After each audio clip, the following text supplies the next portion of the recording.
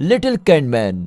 Welcome dear rockers. Movie की शुरुआत में हम देखते हैं लूजी अपने क्लास में सबसे होशियार स्टूडेंट होती है और उसका एक बहुत ही चंचल और शरारती जुड़वा भाई भी है जिसका नाम पिपलू है। दोनों अपने स्कूल के फाइनल ईयर में होते हैं। एक दिन उनकी टीचर मिस जू बताती है कि सारे बच्चे अपने ग्रेड्स के हिसाब से बैठेंगे, क्लास का टॉपर्स आगे बैठेगा और उसके बाद ग्रेड्स के हिसाब से बच्चे बैठते जाएंगे। उसके साथ वो ये भी बताती है कि इस एग्जाम में जो टॉप करेगा उसे सिटी अचीवमेंट अवार्ड भी मिलेगा, जिससे उन्हें टॉप जूनियर हाई स्कूल में एडमिशन मिल जाएगी। इसके साथ ही हम देखते हैं लूसी की डेस्कमेट को जिसका नाम लिज़ा ओमेन है, जो उससे काफी जलती है और उसको अपना कॉम्पिटिटर मानती है। अब जैसे ही लूजी के पेरेंट्स को इस सिटी अचीवमेंट के बारे में पता चलता है, सुनकर बहुत खुश होते हैं और ये बात सामने आती है कि उसके पेरेंट्स लूजी पर ज्यादा ध्यान देते हैं क्योंकि वो हमेशा अच्छे ग्रेड्स लेकर आती है। फिर लूजी अपनी माँ को अपने भाई पिपलू की पनिशमेंट्स के बारे में भी बताती है कि पिपलू स्कूल में ऐसे करता है वैसे करता है, और फिर उसकी माँ पिपलू की बेइज्जती करती है और कहती है कि तुम अपनी बहन की तरह क्यों नहीं हो, तुम उसकी तरह इंटेलिजेंट क्यों नहीं बन सकते। थोड़ी देर बाद उसके पापा टेबल पर कैंड मीट रख देते हैं जो पिपलू उठाने लगता है, लेकिन उसकी माँ उसको मना कर देती है और उस कैन को उठा के लूसी को दे देती है। फिर लूसी अपने कमरे में जाकर उसको खोलने लगती है, लेकिन अचानक से वो पीछे हट जाती है क्योंकि उस कैन से एक तेज रोशनी आती है और 5 छोटे छोटे लोग उसमें से बाहर आते हैं। वो लोग फिर लूसी से उसके बारे में पूछते हैं। अब लूसी इतने छोटे लोगों को बोलते देखकर काफी खुश हो जाती है और हैरान भी होती है कि ये क्या चीज है। उसके बाद लूसी अपने बारे में उनको बताती है और उनसे उनके बारे में पूछती है, जिस पर वो कहते हैं कि वो हमेशा से इस कैंप पर रहते हैं। इसी दौरान लूसी की माँ उसको बुलाती है। पहले तो लूसी सोचती है कि वो इन छोटे लोगों के बारे में अपनी माँ को बता देगी, लेकिन तभी उसको ख्याल आता है कि अगर मैंने ऐसा कर दिया तो मेरी मॉम इनको उठाकर बाहर फेंक देगी, क्योंकि पहले भी जब हमारे पास पैर थे तब मेरी मॉम ने उनको बाहर फेंक दिया था। इसीलिए वो अब छोटे लोगों का सच नहीं बताती और झूठ बोल देती है कि कैन खाली था। दोस्तों, लिटिल कैंड एक ऐसी मूवी है जिसमें 5 छोटे लोग कैन के अंदर रहते हैं और एक दिन जब लूसी उस कैन को खोलती है तो वो 5 उसी कैन में होते हैं और उसकी जिंदगी में एक नया मोड़ ले लेते हैं। फिर जैसे धीरे धीरे वो एक दूसरे को जान लेते हैं तो वे छोटे लोग स्टूडेंट्स की पढ़ाई में मदद करना शुरू कर देते हैं, लेकिन उन्हें घर और स्कूल में कई परेशानियां भी झेलनी पड़ती हैं। तो ये तो इसकी एक शॉर्ट समरी थी। अब चलते हैं मूवी पर वापस। अब देखते हैं कि लूसी अपने रूम में वापस आती है और छोटे लोगों का नाप लेती है ताकि वो उनके लिए एक अच्छी ड्रेस बना सके।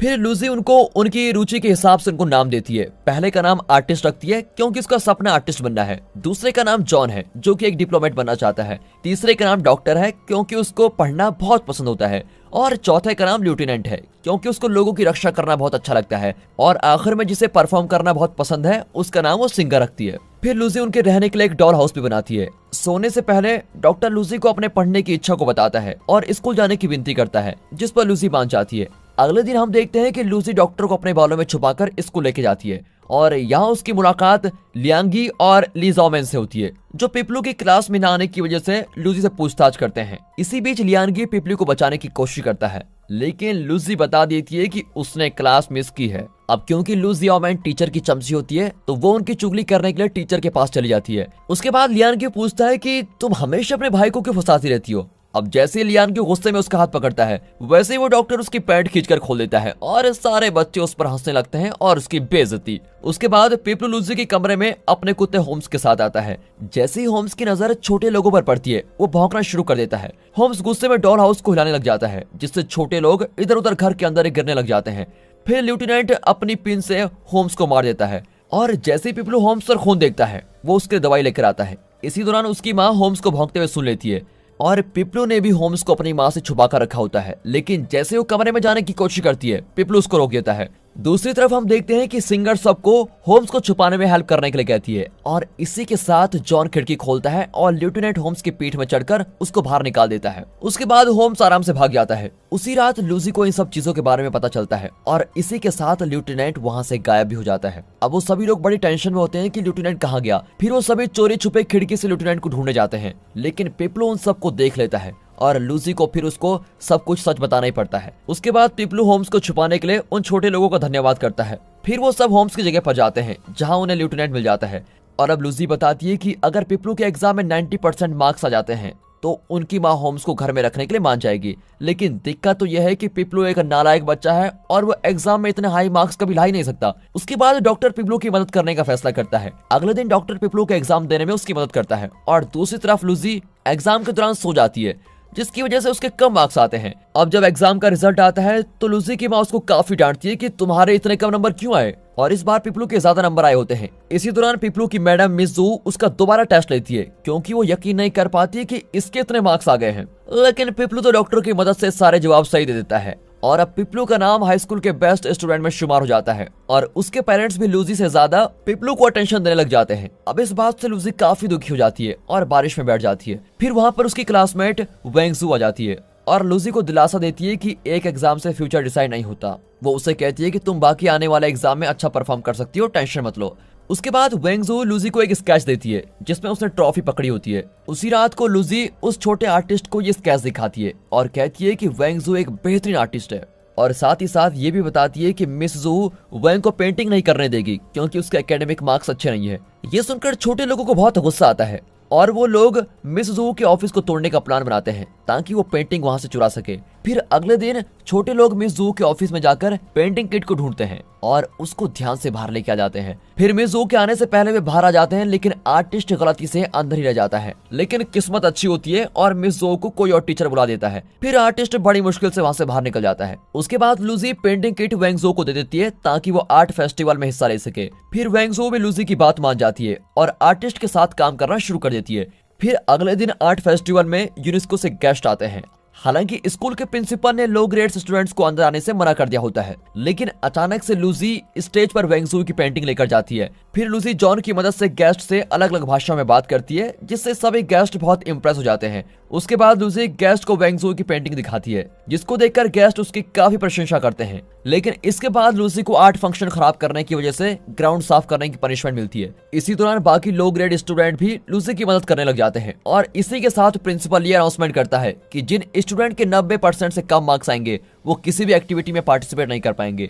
ये सुनने के बाद तो छोटे लोग फैसला करते हैं कि वो कमजोर स्टूडेंट्स की पढ़ाई में मदद करेंगे और इसके बाद लूजी अपने दोस्तों को छोटे लोगों से मिलाती है और प्लान बनाती है कि वो डॉक्टर की हेल्प से पहला एग्जाम पूरा करेंगे और उसके बाद आर्टिस्ट और सिंगर उनकी कॉपीज बनाएंगे जो कॉपीज जॉन और लेफ्टिनेंट सारे स्टूडेंट्स को बांट देंगे। लेकिन एक पल के लिए लूजी का ये प्लान बर्बाद होने लगता है जब मिस जू क्लासरूम में आकर सभी को सीट बदलने के लिए कहती है। अब जैसे ही वो लोग हार मानने वाले होते हैं, पिपलू छत की ओर इशारा करता है और छोटे लोगों से एक नया प्लान बनाने की विनती करता है। उसके बाद लूजी अपना एग्जाम पूरा करती है और छोटे लोग उसकी कॉपीज बनाते हैं और मुश्किल से बाकी स्टूडेंट को आंसर की कॉपीज देने में कामयाब हो जाते हैं। आखिरकार वो सब अच्छे मार्क्स से पास हो जाते हैं। लेकिन उसके बाद मिस जू को उनकी चीटिंग के बारे में पता चल जाता है और लूजी और उसके दोस्तों को प्रिंसिपल रूम में बुलाया जाता है। अब ये बात सामने आती है कि ली जियाओ मैन को आंसर पेपर्स मिल गए थे जो उसने मिस जू को दे दिए थे और अब प्रिंसिपल उन सब से पूछती है कि ये आंसर्स किसने लिखे और क्यों लिखे। तो लूजी सारा इल्जाम अपने ऊपर ले लेती है। उसके बाद लूजी के पेरेंट्स को स्कूल में बुलाया जाता है और उनकी भी काफी बेइज्जती होती है और जब लूजी की माँ उसको डांटती है तो वो कहती है कि स्कूल में बच्चों की ग्रेड की वजह से उनसे भेदभाव किया जाता है। ये सुनने के बाद तो प्रिंसिपल बहुत गुस्सा हो जाती है और वो उसके पेरेंट्स को कहते हैं कि तुम इसका स्कूल चेंज कर दो। लेकिन लूजी के पापा विनती करते हैं कि प्लीज इस बार इसको यहीं रोक दीजिए और फिर प्रिंसिपल भी इस बात को मान जाती है। लेकिन एक शर्त ये होती है कि लूजी अब उसके दोस्तों से बात नहीं कर पाएगी। अब जैसे ही लूजी घर पहुंचती है तो छोटे लोग कहते हैं कि कमजोर बच्चों को अपने फाइनल एग्जाम के लिए पढ़ने की काफी जरूरत है क्योंकि ये पहले तो चीटिंग की वजह से 90% मार्क्स लेकर आ गए थे, लेकिन इस बार लाना मुश्किल होगा।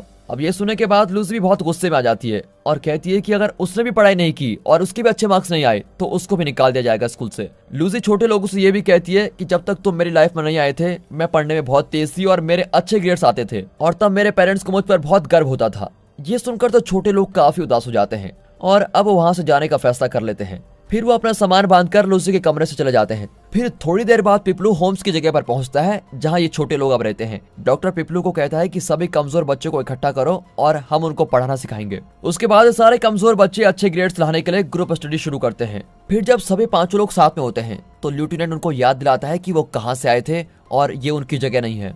उसके बाद एक दिन ली जियाओ मैन सभी छोटे लोगों को देख लेती है और उनको पकड़ लेती है ताकि वो उसकी स्टडीज में हेल्प कर सके, लेकिन वो सब मना कर देते हैं। और फिर अगले दिन पिपलू लूसी को छोटे लोगों के गायब होने के बारे में बताता है और उनको ढूंढने का फैसला करता है, लेकिन लूसी उसको रोक देती है और कहती है कि इस वक्त एग्जाम में ध्यान देना ज्यादा जरूरी है। अब दूसरी तरफ ली जियाओ मैन छोटे लोगों को एक जार में बंद कर देती है और स्टोर रूम में छोड़ देती है। वो लोग किसी तरह उस जार से निकल जाते हैं, लेकिन बदकिस्मती से उन पर एक चूहा हमला कर देता है। अब यहाँ एग्जाम हॉल में दिखाते हैं तो लूसी अपनी पेंसिल रख देती है और बाहर जाने की कोशिश करती है। मिस जू उसको चेतावनी देती है कि अगर वो बाहर गई तो उसको निकाल दिया जाएगा, लेकिन फिर भी वो बाहर चली जाती है। इसी दौरान छोटे लोग बेचारे चूहे से बचने की कोशिश करते हैं, लेकिन वो इस मुसीबत से बच नहीं पाते। दूसरी ओर लूसी उनको स्कूल के चारों तरफ ढूंढती है, लेकिन वो कहीं भी नहीं मिलते। फिर वापस स्टोर रूम में हम देखते हैं कि एक दूसरे से लड़ते वक्त टेबल से जार गिर जाता है, जिसकी आवाज को सुनकर लूसी वहां पर पहुंच जाती है और अपने दोस्तों से दोबारा मिल जाती है। लूसी फिर उन सबसे माफी मांगती है। उसके बाद जब ली ज़ाओमेन वापस स्टोर रूम में आती है तो देखती है कि छोटे लोग वहां से गायब हो चुके हैं। अब जैसे ही ली ज़ाओमेन लाइट ऑन करती है, सॉकेट से स्पार्क होना शुरू हो जाता है और देखते देखते वहां पर आग फैल जाती है। फिर आग लगने की वजह से सभी स्टूडेंट्स और टीचर को बाहर आने का आदेश दिया जाता है। मिस जू सभी बच्चों को स्कूल से बाहर निकालती है, जबकि दूसरे टीचर आग बुझाने की कोशिश करती है। लूसी अपने दोस्तों के साथ भागने की कोशिश करती है, लेकिन वो बेचारी वहीं फंस जाती है। इसके बाद वो लोग ऊपर की तरफ भागते हैं। इसी दौरान लूसी को ली ज़ाओमेन मिलती है, जो चोट लगने की वजह से बहुत रो रही होती है। उसके बाद सभी उसके ऊपर चढ़ने में हेल्प करते हैं और अब हम देखते हैं कि सभी स्टूडेंट छत पर आ जाते हैं और मदद मांगते हैं। सभी टीचर्स आग बुझाने की कोशिश कर रहे होते हैं, लेकिन आग बुझने की कोई भी उम्मीद नहीं होती। वैसे ही अचानक से छोटे लोग पिपलू के हेलीकॉप्टर में आते हैं और रस्सी फेंक देते हैं। फिर वो टीचर्स को एक तरफ से पकड़ने के लिए कहते हैं और दूसरी तरफ से स्टूडेंट्स को बांधने के लिए कहते हैं। उसके बाद सभी बच्चे अपनी यूनिफॉर्म की मदद से उस रस्सी पर स्लाइड करके नीचे उतर जाते हैं।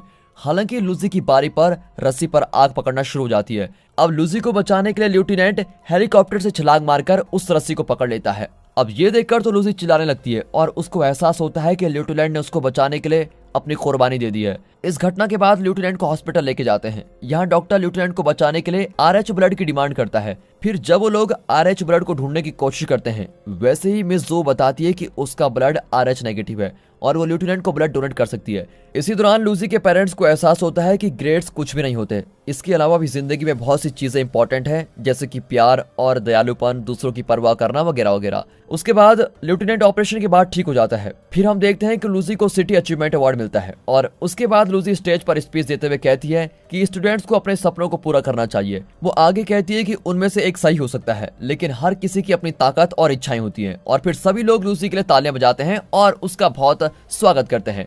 और आखिर में हम देखते हैं कि छोटे लोग अपनी आखिरी गुड बाय कहते हैं और अपनी दुनिया में वापस चले जाते हैं। वैसे ही आर्टिस्ट लूसी की तरफ अपनी पेंटिंग फेंकती है, जिसमें लूसी उनके साथ होती है। और दोस्तों, इसी के साथ ये अच्छी मूवी यहाँ पर खत्म होती है।